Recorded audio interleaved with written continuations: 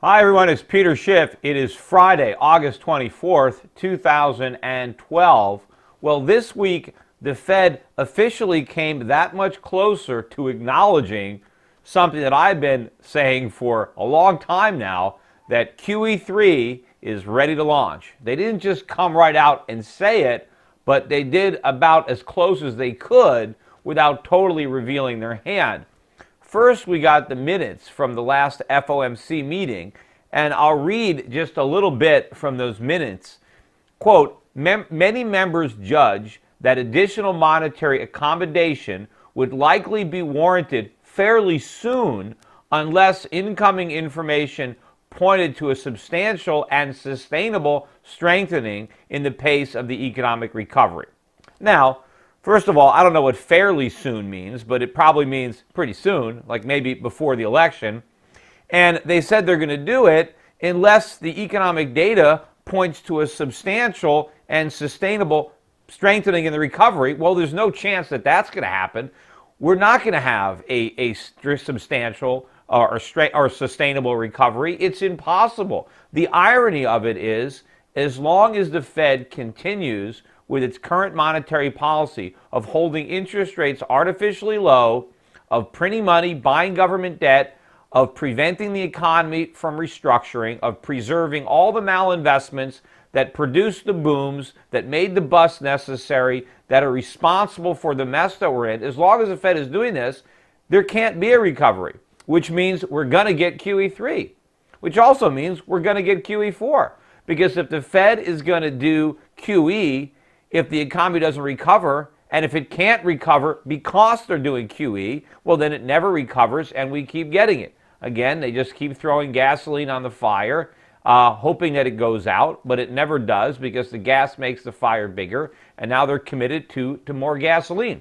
As a result of this announcement from the Fed, you saw a spike in the price of gold and silver. In fact, prices started rising the day before the announcement, but this simply added to the rally. By the end of the week, the price of gold had moved up by about $50 an ounce. Silver was up almost $3 on the week. These are big moves. The metals are at levels they haven't seen since early May. Also, the dollar lost ground, not just against gold and silver, but against other fiat currencies. If you look at the dollar index, we moved down, I think, below 81.50. The chart looks pretty weak, so we got a weakening dollar, strengthening gold. Oil prices were also strong as a result of that announcement.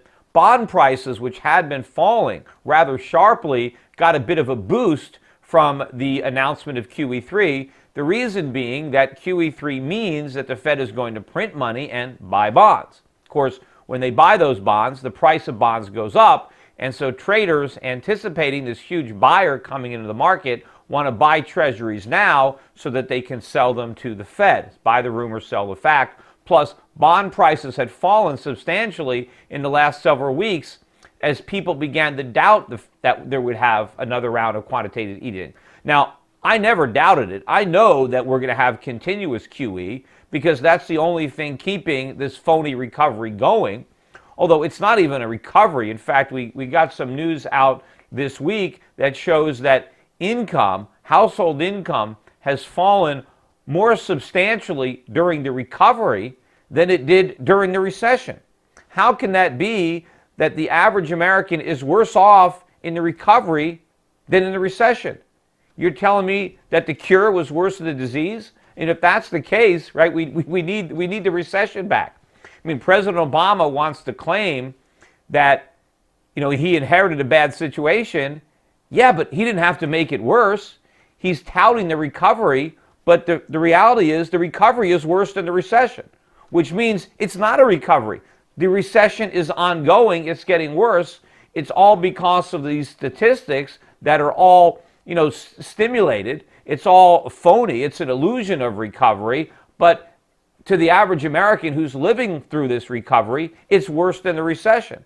And imagine how much worse it's going to get when we're statistically back in recession again. The Fed knows it's coming, so that's why the Fed is doing QE3. It's just that the Fed can't admit that the economy is that addicted to cheap money because it doesn't want to let the cat out of the bag. It doesn't want people to realize the predicament that we're in because it cannot continue the QE indefinitely. We also got, I think today, we found out about a letter that Ben Bernanke wrote to House Oversight Committee Chairman Darrell Issa. If you remember, I testified in front of his subcommittee at one point.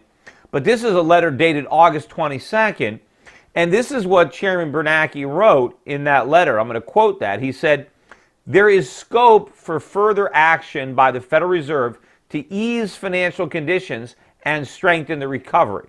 Ease financial conditions. That means there's room to do QE3.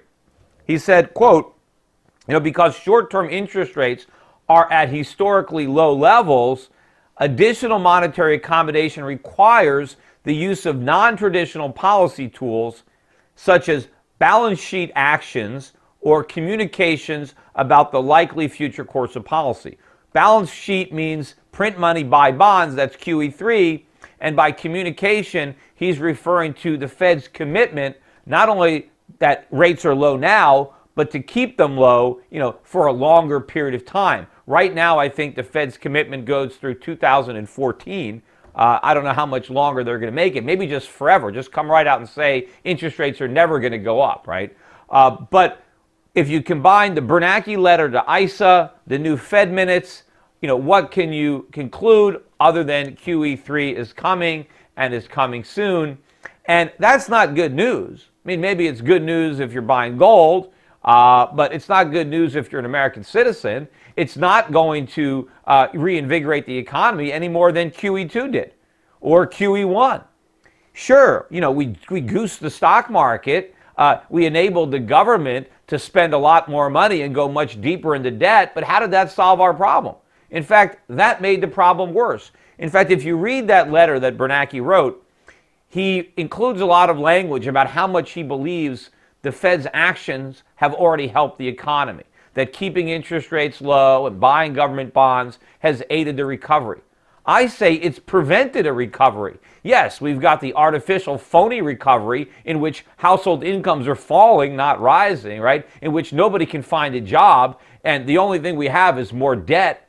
That phony recovery, yeah, he helped that, but he's prevented a sustainable recovery from gaining any traction. Because before we can do that, we need to restructure the economy. Or better yet, we need to let the market restructure it. We need to rebuild a solid foundation from which we can grow, which means we need a smaller government, but that's not happening. Because the government is buying all these bonds, we've got a bigger government. And so our problems get bigger because the burden that the government places on the economy gets bigger. We need to save more. We need to invest more. We need to produce more. But none of this is happening because the Fed is standing in the way. So rather than engendering a recovery, their action has prevented a recovery. And if they're going to do more of it, it's simply going to delay further out into the future the point that we can actually have a recovery. Because we can't recover until the Fed understands that its policies are part of the problem. In fact, its policies are the problem. It's why the economy is so bad. It's why we had these bubbles. It's why they burst. And so until we change course, nothing is going to change. Nothing is going to improve. We keep pouring gasoline on the fire until the whole country is up in flames. Ultimately, the only thing that's going to put out that fire is going to be a return to the gold standard, which, as it so happens, is exactly what the Republicans are now considering because they have put it in their platform. They're going to be having their national convention down in Florida next week, and they do have as part of their official platform establishing a commission to look into a return to the gold standard.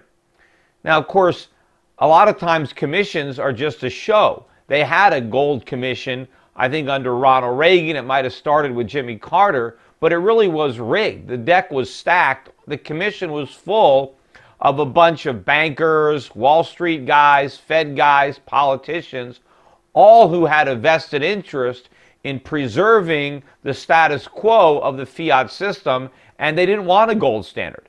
So understandably, the commission came out against returning to a gold standard. There was, of course, a minority position. I believe Ron Paul actually authored that position, which wanted to go back on a gold standard.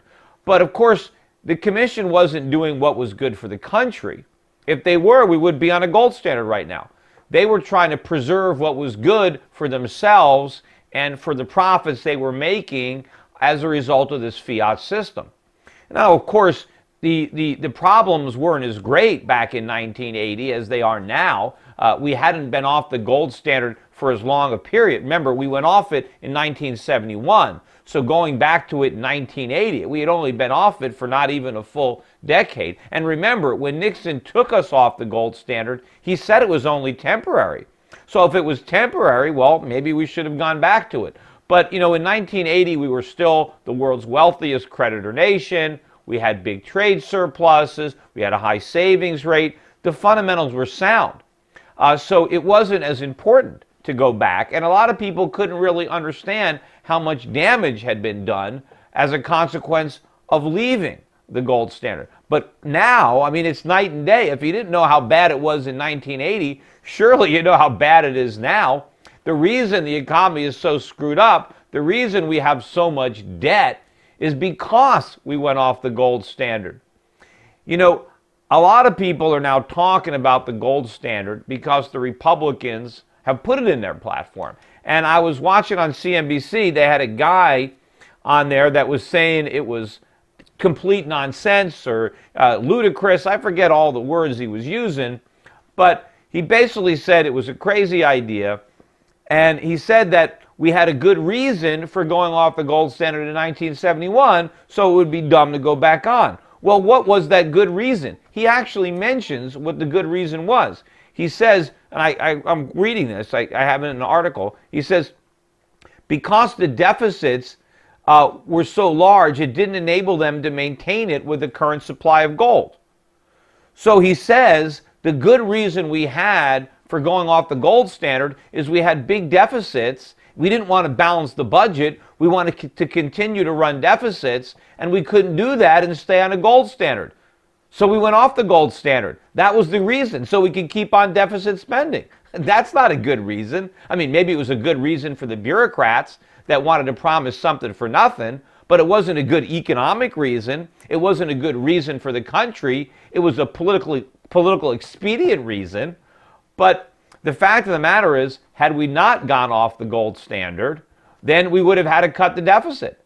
So if you like big deficits, if you think it's a good thing that we're trillions and trillions of dollars in debt, then maybe you think it was a good thing to go off the gold standard. But if you'd rather have an economy that was stable, if you'd rather not be mired in debt, well, then the gold standard was the way that would have prevented that.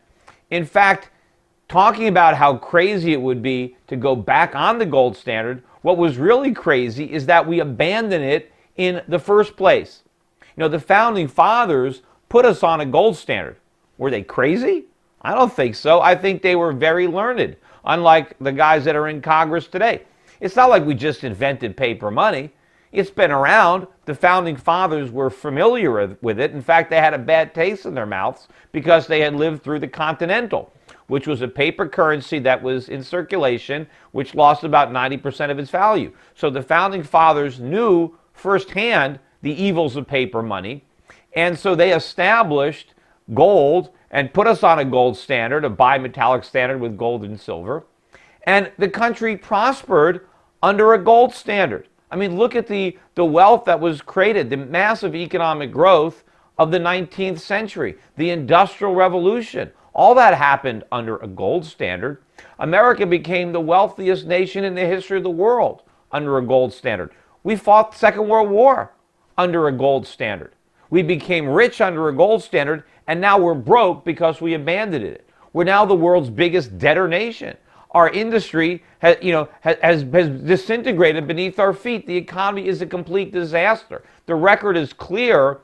We prospered under a gold standard, and we've blown that prosperity. We squandered that wealth under a fiat standard. In fact, I mentioned that the founding fathers put us on a gold standard. Well, the Constitution was never amended. We're still on a gold standard legally. If the federal government obeyed the Constitution, if the courts enforce the Constitution, gold is still legal tender. States can make nothing but gold and silver coin, legal tender and payment of debts, and the only thing the federal government can do with respect to money is to make coins out of the gold and silver. That's it. That's what the Constitution says. That's what our founders wrote, and we should go back to that. The irony is, though, we're probably not going to go back to a gold standard because the politicians want it. We're going to go back to a gold standard because the public demands it, because that's what's going to happen in the aftermath of the currency crisis and the sovereign debt crisis that lies in our future. You know, a lot of countries, when they have a currency crisis, if they've had too much inflation, they end up tying their currency or pegging their currency to the dollar or maybe another currency that has international a standard or reputation to try to instill confidence, reinstill confidence in their currency. Well, we can't do that. I mean, when we have a dollar crisis, are we going to peg the dollar to the euro or the Japanese yen? That's not going to work. So the only thing we can return to is gold. The mistake that we made was leaving the gold standard in the first place. In fact, if you go back to the hearings that they held in Congress in 1968, when they were first considering abandoning the gold standard, right? My father was one of the only people who testified against removing the gold backing and who correctly predicted the events of the 1970s. My father said we'd have much higher inflation, the dollar would fall, the price of gold would rise. Of course, everybody else, the Secretary of the Treasury, the Chairman of the Federal Reserve, they had nothing but good things to say. They said if we get rid of the gold standard, we'll have a stronger economy, we'll have a stronger dollar. How these people thought a dollar backed by nothing would somehow be stronger than a dollar backed by something makes absolutely no sense. But again, it's the same type of nonsense that we're getting from our current Treasury Secretary and Fed Chairman. You know, they had a real decision to make back in 1971 when Nixon took the coward's way out. See, the problem was the government created a lot of inflation, particularly during the 1960s. If you remember the 1960s, you know, it was in all the history books, but that's when we had the guns and butter. We had the Vietnam War, we had the space race, we had the war on poverty. The government was spending money on everything, and so we were running these big deficits, although they were big by the standards back then. They were nothing compared to what we got now, but we were running these deficits. They were printing a lot of money, but we were still obligated to pay our creditors gold. You can still turn in your dollars. If you had $32, the government had to give you an ounce of gold. Well, since we were printing so much money and borrowing so much money, a lot of our creditors knew that we didn't have enough gold. In fact, the price of gold was the same in 1968 as it was in 1932 at $32. That's where that's where Roosevelt devalued to. Remember, before the Roosevelt first devaluation, the dollar was 20 ounces, $20 for an ounce of gold. He devalued to 32, and it was still at 32 in 1968 when they were doing these hearings. Now, the price of everything else, though, had gone up. I mean, the only thing you can still buy in 1968 at the 1932 price was an ounce of gold. I think the overall price level had probably tripled since then. So what did the government need to do to restore balance? Well, it really had two legitimate choices. One was to officially devalue the dollar, raise the price of gold up to where it needed to be, probably a little over $100 an ounce, and then the gold standard could have worked again. Of course, they would have also had to stop the deficit spending, which means they would have either had to raise taxes, cut government spending, or some combination of both. Alternatively, they could have maintained the value of the dollar, not devalued, and allowed deflation, allowed prices to adjust downward to the level of consistent with $32 an ounce gold, right? So deflation or devaluation. Those were the two choices. Of course, politicians hated those choices. They didn't want to do the responsible thing because the voters would have, they wouldn't have liked it. So they looked for an easy way out, the coward's way out, and Richard Nixon took it. Of course, they did try the devaluation route twice. Nixon devalued twice, but the problem was he didn't devalue enough, and they kept on deficit spending. So ultimately, we threw in the towel, We closed the gold window. We officially defaulted on our promises. And as a result of that, the government could keep on spending, keep on printing, keep on borrowing. And so that's what happened. And of course, in the 1970s, the dollar lost a lot of value because of that. We had the big run up in the price of oil, skyrocketing gold prices. And then Reagan came in and Volcker came in and kind of put a Band-Aid on that and stopped the hemorrhaging. But now the wound is open again, and probably more blood is going to gush out than ever before. And we are facing a real disaster because of that poor decision that we made. This guy, this economist from, I think, Royal Bank of Scotland, who said, it was smart. It was a good idea for us to have abandoned the gold standard. It was a terrible idea. It was probably one of the worst ideas of all time, and we are paying the price for that bad decision right now. Now, the fact that the Republicans are considering looking at the gold standard, I think it's a great idea. I think it's great that we talk about it, but I think the most important thing that we do this time is we do it. But as I said earlier, I don't even know that we have time to establish a commission and wait for their findings. I think we're going to be in a crisis before we even have a chance to convene that commission. And I think a gold standard is the only thing that makes sense. You see, if you believe in fiat money, if you want to be on a fiat standard, then what you're doing is you're putting your faith and your trust in politicians to do the right thing. Well, who trusts politicians? They've got no integrity. They're not going to do what's right. They're going to do what's politically expedient. They don't care about the country. They care about themselves. They want to get elected. I don't want to put my faith in a politician or a central banker, because they're just politicians too. I want to put my faith in something real. I want to trust exactly what our founding fathers trust. I want to trust money that has been money for thousands of years. Government didn't make gold money. The people made gold money. Governments declared paper to be money, and governments force us to accept it. Nobody has to force you to take gold. People want gold. People want to use it as a medium of exchange. And when gold works, when we have sound money, right, the economy works better. I mean, think about it from this position. How is Ben Bernanke or any one man supposed to know what the right interest rate is or what the quantity of money should be? How does he know? He's just a guy. How's he going to get it right? And the problem is he doesn't even try to get it right.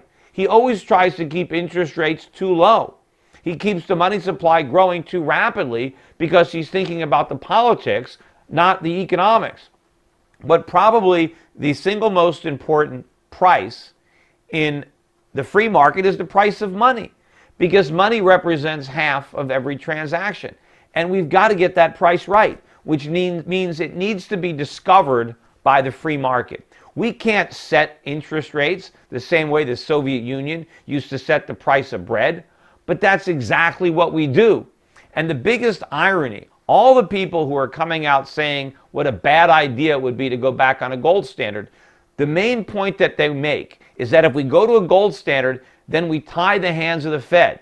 The central bankers can't use monetary policy as a tool to stimulate the economy. And that is precisely why we want to be on a gold standard, because we don't want central bankers manipulating the economy with interest rates. It's not like they've done a good job. I mean, look at the stock market bubble. Look at the internet bubble. Look at the housing bubble. Look at the disasters that we have created because we have given central banks this power. We would be much better off if we take that power away and go back to the Constitution. The Founding Fathers knew what they were talking about. Think about it this way. Would you want your children, let's say your kids who are in high school, would you want them going to a prom without a chaperone? Would you trust high school kids to chaperone themselves? Of course not. Why do we have chaperones at a prom? Well, it's obvious. Because if we put the teenagers in charge of the prom and we tell them, hey, do whatever you want, right? Carte blanche, just, have fun. I mean, can you imagine, right, what's going to happen? We need a chaperone. Well, it's the same thing with politicians, only they're probably worse than drunken teenagers. They need to be chaperoned. They can't be trusted to do the right thing on their own. We need discipline. We need to prevent them from borrowing and spending, and that's what gold does. When you're on a gold standard, there's a limit to how much the government can borrow. These huge and perpetual deficits that we have would be impossible under a gold standard. And that's the real reason that politicians oppose it. Just like why do the high school kids not want chaperones if they could get away with it? Because they're going to have a lot more fun if there's no chaperone. Well, the politicians have a lot more fun without being on a gold standard, because now they can be Santa Claus. Now they can promise something for nothing. They can keep on running deficits. The Fed can keep on monetizing. We can keep on printing money. We can keep on creating inflation. But eventually the whole thing is going to collapse. And we need to go back to sound money. We need to go back to a gold standard. And that is the only way that we're going to get our country back, our prosperity back. It's the only way we're going to rein in the government. So if you believe in small government, limited government, if you don't want deficit spending, if you think we should live beyond our means, if you want to respect the Constitution, right? If you want individual liberty, if you believe in capitalism and all those things, then you got to be for the gold standard. If you're a statist, if you believe in big government, right? If you believe in inflation and central banking, if that's what you believe in, then sure, you're going to oppose a gold standard. I think the fact that the Republicans are now getting that message, and hopefully, or maybe Ron Paul, wing of the Republican Party, is instrumental in moving the needle in that direction, that's great. Well, I guess that about wraps it up. Just as a reminder, while we're talking about the Republican convention, I will be down there myself. I will be doing my radio show, the Peter Schiff Show, live from the convention. Hopefully the hurricane doesn't screw that up, but I will be down there doing the show, so don't forget to listen at schiffradio.com. It'll be Monday through Friday. It's 10 a.m. to noon Eastern time, so make sure and tune in. Bye for now.